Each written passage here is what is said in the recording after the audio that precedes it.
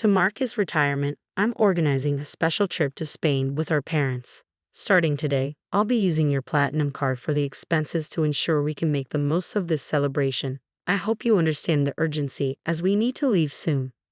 Wait, I'm a bit confused. Did you mean you're using my card? Could you explain more about the trip? Sorry, I have to leave now, but we can talk about the details when I return. Just a heads up though, the card might not work. Apparently, my husband Daniel already took it to fund a vacation with our parents. I've tolerated a lot from Daniel, but this time he's crossed the line. When he gets back, he's going to regret that decision. My name is Angela. At 35, I've built a successful career at a major company after graduating from a prestigious university. Despite my young age, I'd earn enough to support not only myself but also Daniel, who's currently unemployed, and even a potential child, though we haven't started a family yet. We've been married for 4 years, and the idea of having kids is still floating around.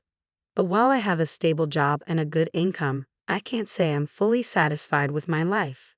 The thought of becoming a parent is just that, a thought. Daniel's unemployment, on the other hand, is a very real, pressing issue.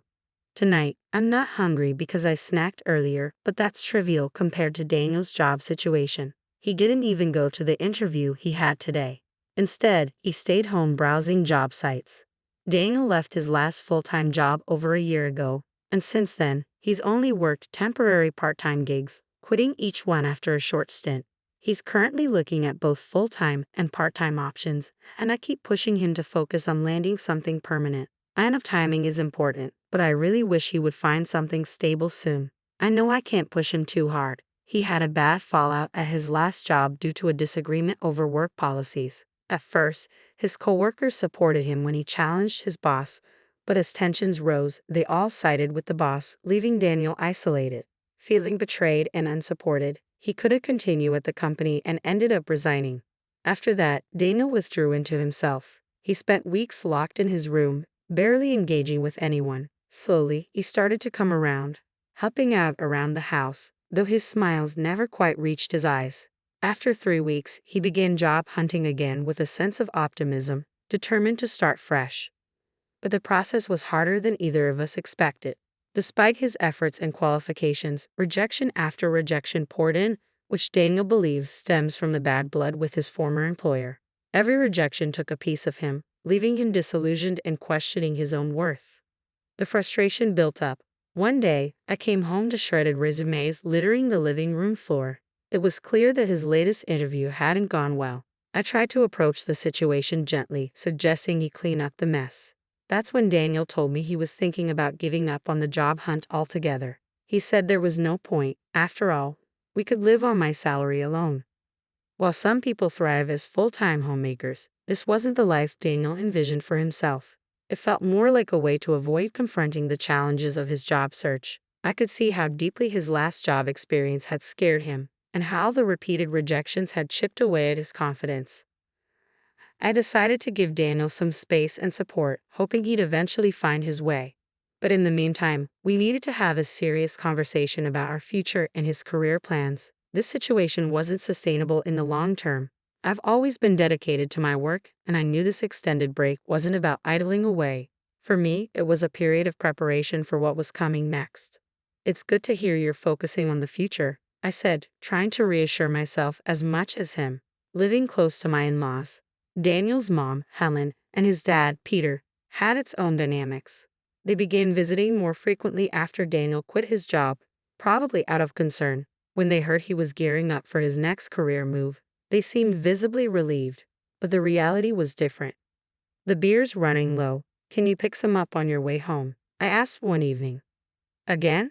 You're drinking too much. Maybe try to cut back a bit," I gently suggested. "Fine, I won't ask again. I'll just get it myself," Daniel snapped, his tone sharper than usual. Despite the appearance of preparing for a new job, Daniel wasn't making any real progress. His days were filled with TV and beer, and I could tell he was embarrassed about his unemployment. To protect his pride, I chose not to disclose the full extent of his inactivity to his parents. After more than 4 months without any job hunting activity, I realized it was time to address the elephant in the room. "Daniel, maybe it's time to start looking for work again. You seem more settled now. I ventured cautiously. What?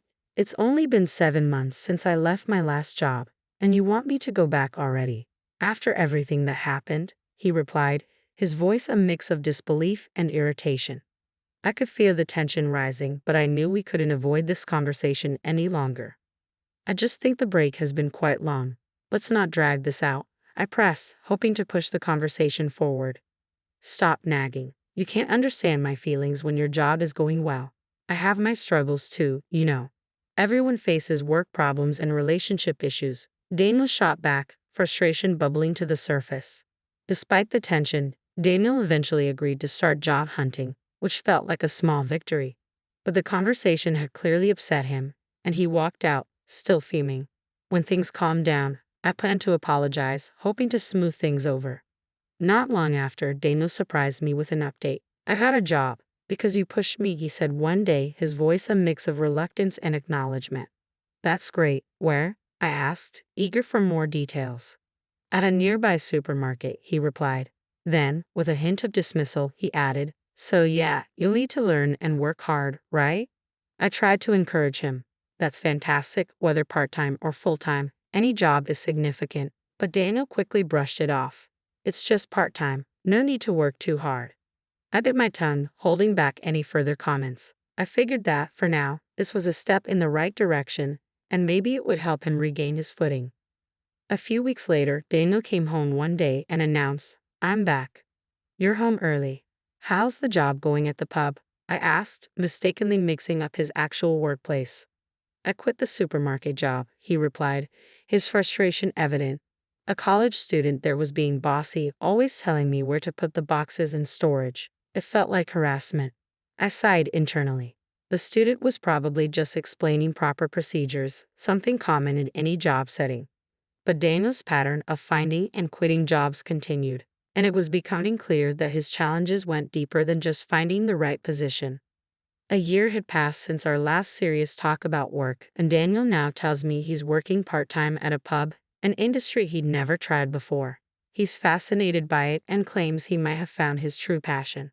Really? That's fantastic, I replied, hoping that this time, something would stick. I respond, though I can't help but worry about the financial aspect. But isn't the income from a part-time job in a restaurant somewhat limited?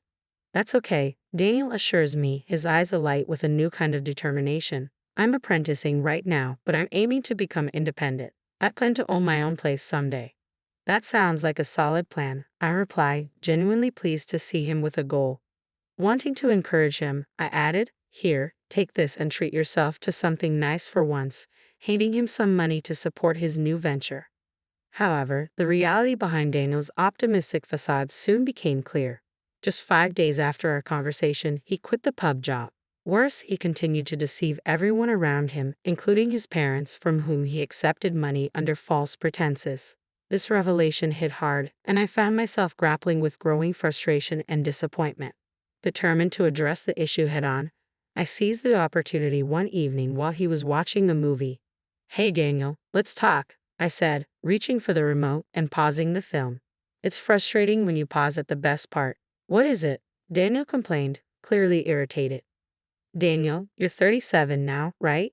That's prime working age. Don't you think about the future? You spend all day at home, drinking and watching TV. The future? There are plenty of 37-year-olds not working. Lots of people enjoy life without a job, he retorted defensively. True, work isn't everything, but those people have something they're dedicated to. Do you have something like that? Yeah, I know you're upset about me not working. I'll look for another part-time job, Daniel replied, his tone dismissive but with a hint of concession. Though he seemed set on working only part-time, considering his history of quitting jobs and his deeper issues, I had been cautious about pushing him too hard. But now it was clear, Daniel needed to find some stability. Then, one day while I was at work, I received an unexpected text from Daniel. Dad's retiring, so we're going to Spain to celebrate. Starting today, I'm borrowing your platinum card. We're going to enjoy ourselves on your credit card. Alarmed, I stared at my phone, unsure of what to do next. I call him immediately. What do you mean you're going on a trip? Just what I said, he replies, irritation creeping into his tone. I don't understand. Please explain, I press, frustration mounting. The implications of his actions are manifold. Celebrating Peter's retirement is fine, but Daniel should have discussed the trip with me before using my money and credit card without asking. The thought that he might have told his parents he paid for it himself, using my credit card no less, only fuels my anger and sense of betrayal. This situation serves as a stark reminder that despite some steps forward, we still have deeper issues to confront. Daniel's recent actions highlight a significant moment in our ongoing struggles with responsibility and communication. As we discuss his upcoming trip to Spain, something he said caught my attention. You mentioned borrowing a credit card. Do you mean the one from our house? I ask. Yeah, why? He replies nonchalantly. Daniel, I own a platinum credit card. Contrary to popular belief, it's not just for those with high incomes. Factors like credit history and stable income play a part. It's possible to secure one in your 30s despite its high annual fee. I value the benefits and points it offers, but that card was supposed to be in my wallet. So you took the credit card from home. I press. Yeah, so I'm counting on you for the payment. Daniel responds, a bit too cheerfully for the situation. His casual demeanor and eagerness to leave make it clear he thinks he has everything under control, but the truth is about to complicate his plans significantly. What are you waiting for? We need to leave, he urges, eager to get moving. Hold on, I interrupt. The credit card you took won't work. What? That can't be right, he exclaims. It's under Angela's name, and it expires this month. It's close, but it shouldn't be an issue, he counters, disbelief creeping into his voice. You're lying. You're just trying to stop me from using the card. Daniel accuses, frustration mounting. Yes, it does expire this month, I admit. That's why I've already received a new one. Sometimes when a new card is activated, the old one stops working. I've already started using the new card, so the one you took won't work. Are you kidding me? You think I'm lying? His voice tinges with panic. If you don't believe me, I can send you the URL to the credit card website, or you can just try using the card. It would be funny to see you try to pay with a card that doesn't work. This credit card really won't work, he mutters, more to himself than to me. I can hear his parents calling him in the background, but he seems too flustered to respond. What should I do? I told them I'd pay for everything except the round-trip travel, he says. Oh, they covered the flight? I ask, realizing the gravity of his situation. Yes, Dad felt bad about covering all the trip costs, Daniel explains, a hint of relief in his voice. What should I do? I'm about to take a cab, and I don't even have money for that. That's not my problem, I respond firmly. You said you would pay for everything except the flight. Using my credit card in the first place was wrong. You should pay with your own money. How can I? I don't have any money right now, Daniel exclaims, the reality of his predicament sinking in. Daniel, you haven't been taking work seriously, I conclude, watching the situation unfold as a stark reminder of the broader issues at play. Daniel's reliance on deception rather than facing his responsibilities head-on has led us to yet another crossroads. It all came to a head when Daniel tried to impress his parents by planning a trip without having the actual means to fund it. As I hung up the phone to return to my work, I left Daniel in a predicament where he would eventually need to confess to his parents about his financial deception. Later that evening, after my workday ended, I received a call from Helen, Daniel's mother.